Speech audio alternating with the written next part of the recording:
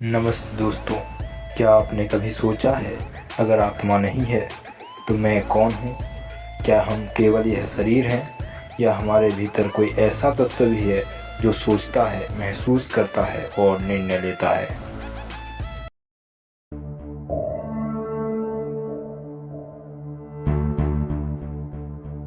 आज हम इसी गहरे विषय पर बात करेंगे। आत्मा वास्तव में है या केवल एक अंधविश्वास? और यदि आत्मा है तो उसका प्रमाण क्या है? सबसे पहले आत्मा के दो भेद समझ लेते हैं। एक वह आत्मा जो सर्वव्यापक, सर्वज्ञ और सर्वशक्तिमान है, उसे हम परमात्मा या ईश्वर कहते हैं। दूसरी वह आत्मा जो अत्यंत सूक्ष्म, अनुरूप, सीमित ज्ञान वाले और एकदेशी होती है, उसे जीवात्मा या जीव कहा जाता है। यही जीवात्मा सभी प्राणियों के शरीर में निवास करती है। अब प्रश्न उठता है, क्या आत्मा को दार्शनिक रूप से सिद्ध किया जा सकता है? आज हम आत्मा के अस्तित्व को तीन प्रकार से समझने का प्रयास करेंगे। पहला, न्याय दर्शन के आधार पर।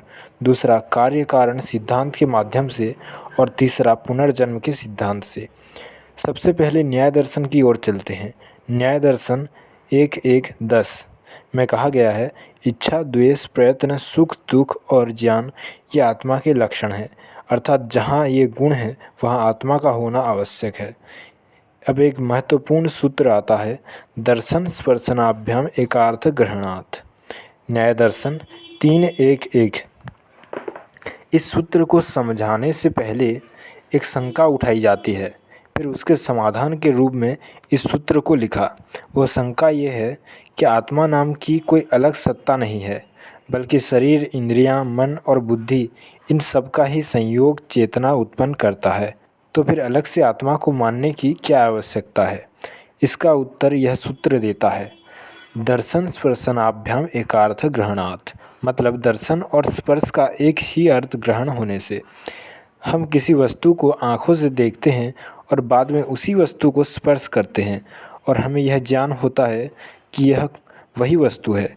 उदाहरण के लिए, आपके सामने एक बोतल रखी है, आपने उसे आँखों से देखा, फिर आँखें बंद करके उसे छुआ। आप तुरंत पहचान लेते हैं कि जिसे आपने देखा था वही अब आप स्पर्श कर रहे हैं। यह जो देखने और स्पर्श करने का ज्ञान है, वह एक ही वस्तु की पहचान कर रहा है। इससे स्पष्ट होता है कि इन दोनों अनुभवों का कर्ता भी एक ही होना चाहिए। अब ध्यान दीजिए, देखना आँख का कार्य है और स्पर्श करना त्वचा का। आँख स्पर्श को नहीं जान सकती और त्वचा रूप को नहीं पहचान सकती। फिर भी कोई एक ऐसा तत्व है जो इन दोनों के ज्ञान को जोड़कर एक ही वस्तु का अनुभव करता है। यही एक तत्व आत्मा है।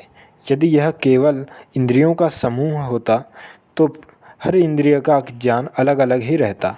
एक इंद्रिय दूसरे के अनुभव को पहचान नहीं पाती। इसलिए कहा गया है कि केवल संघात से यह संभव नहीं है, क्योंकि भिन्न भिन्न इंद्रियों के ज्ञान के कारण भी भिन्न होते हैं और ऐसे में उनका आपसी संबंध स्थापित नहीं हो पाता। वह अननुसंधित अर्थात पहचान से रहित ही रहता है। न्याय दर्शन में इस विषय पर और भी गहन चर्चा मिलती है, जहाँ पूर्व पक्षी प्रश्न करता है और सिद्धांती उसका उत्तर देता है। उन सभी बातों को एक ही वीडियो में विस्तार से समझाना संभव नहीं, इसलिए कभी अवसर मिला तो इस पर अलग से चर्चा करेंगे। अब दूसरे तर्क की ओर बढ़ते हैं, कार्य कारण सिद्धांत। इस सिद्धांत के अनुसार प्रत्येक कार्य के तीन कारण होते हैं, उपादान कारण, निमित्त कारण और साधारण कारण। यह विषय थोड़ा गूढ़ है, इसलिए इसे सरल उदाहरण से समझते हैं। जैसे एक घर बनाने में ईंट, सीमेंट आदि उपादान कारण होते हैं, मिस्त्री और अभियंता निमित्त कारण होते हैं और अन्य सहायक साधन साधारण कारण होते हैं। इसी प्रकार इस सृष्टि के निर्माण में भी तीन कारण हैं, उपादान कारण, निमित्त कारण, साधारण कारण। निमित्त कारण को फिर से दो भागों में बांटा गया है, मुख्य निमित्त कारण और साधारण निमित्त कारण। यहाँ मुख्य निमित्त कारण ईश्वर है, जिसने इस सृष्टि की रचना की, और साधारण निमित्त कारण आत्मा है, जिसके लिए यह सृष्टि बनाई गई। अब विचार कीजिए, यदि आत्मा का अस्तित्व ही न हो तो ईश्वर इस सृष्टि की रचना क्यों करेगा? ईश्वर पूर्ण है, आनंद स्वरूप है, उसे किसी वस्तु की आवश्यकता नहीं है। यदि यह कहा जाए कि ईश्वर ने समय बिताने या मनोरंजन के लिए सृष्टि बनाई, तो यह मानना पड़ेगा कि ईश्वर को भी आनंद प्राप्त करने के लिए साधन चाहिए, और तब वह पूर्ण नहीं रह जाता। इसलिए यह मानना आवश्यक हो जाता है कि सृष्टि किसी उद्देश्य से बनाई गई है, और वह उद्देश्य है आत्मा। आत्मा ही वह तत्व है जो अविद्या के कारण दुख का अनुभव करता है, और उसी को मुक्ति की आवश्यकता होती है। इसीलिए यह सृष्टि आत्मा के अनुभव, कर्म और अंततः मोक्ष के लिए बनाई गई है। अब तीसरे तर्क की ओर आते हैं, पुनर्जन्म का सिद्धांत।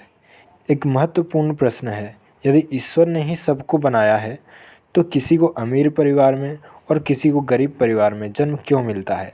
किसी को जन्म से ही तीव्र बुद्धि मिलती है और कोई जन्म से ही रोगग्रस्त होता है।